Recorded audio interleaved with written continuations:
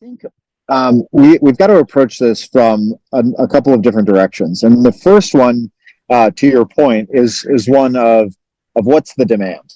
What's the trend line? Talbot County's population has been flat.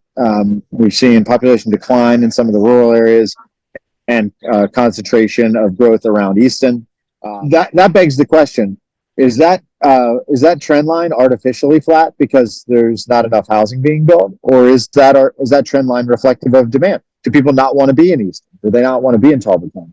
I have my opinion.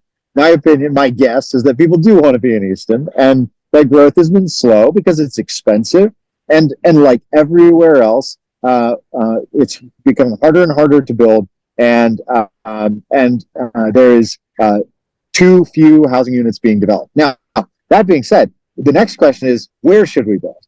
And that's incumbent upon the people of Easton and Talbot County to negotiate and agree with one another on the appropriate places for development.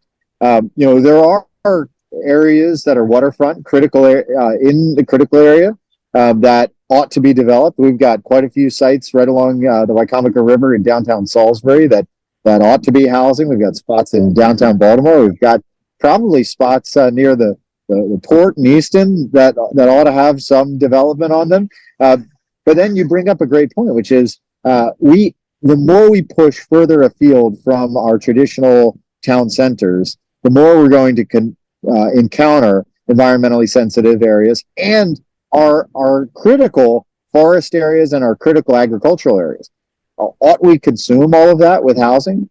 My belief is no, that that's not the right answer. And I would hope that the planners in Talbot County and Easton are working together, hand in glove, to identify the right places for development. And to your point, the most important thing that we should be doing is looking for opportunities for redevelopment.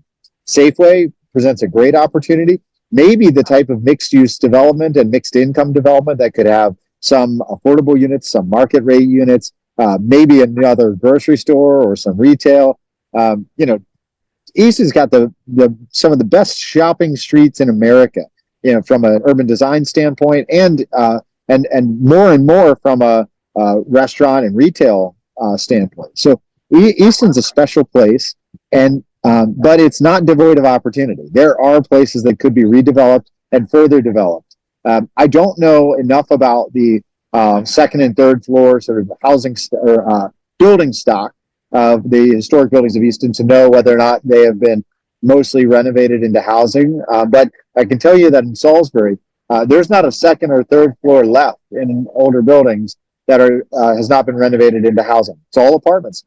And there are some lingering lawyers' offices, and those are still needed in smaller numbers perhaps than they used to be. But many of those old offices are now apartments. Most of them are now apartments. So the same could be true for Easton. There are ways to achieve density without scaling out of what's comfortable for Easton. I can tell you, just one guy's observation, the level of density that we're seeing both under construction and proposed in a place like downtown Salisbury or Annapolis is probably not going to be comfortable for most of Easton. And the same is true in Frederick. I mean, you see a much lower level of density going in downtown Frederick, as you probably would in a historic downtown Easton. But in places where we had massive fires decimate the historic fabric, we have an opportunity in places like Salisbury and even parts of Montgomery County to reintroduce density at a much grander scale. But that being said, it can be done in Easton, and maybe that's where the real opportunity lies to create housing stock to respond to the need and to respond to the demand that exists. Jake, if you were running for mayor of Easton, that might still be in the future. How would you use the strong mayor system? What are the levers that a local mayor can use to move the ball forward? Well, I want to put the wonderful candidates' minds at ease who are running for mayor of Easton and let them know that I'm not a candidate now, nor do I ever plan to be. Love Easton.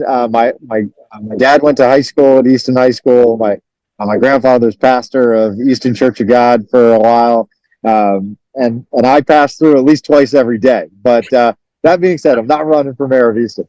But what I would say is, as a former strong mayor, I think it's the ideal form of government. I believe in a strong and engaged, deeply engaged executive branch and leadership of executive branch.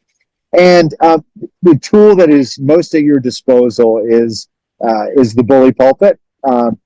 When the staff of the town are at your disposal to implement the vision and to enforce the laws every single day, you can really shape outcomes. And so the responsibility shifts from just that implementation to ultimately envisioning a path forward to produce outcomes for the citizens. So pretty quickly, you can start to align grand visions to intermediate goals, to measurable outcomes, and start to hold staff accountable for achieving those outcomes on a day-to-day basis. I used a metric system in the city of Salisbury we called Result SBY.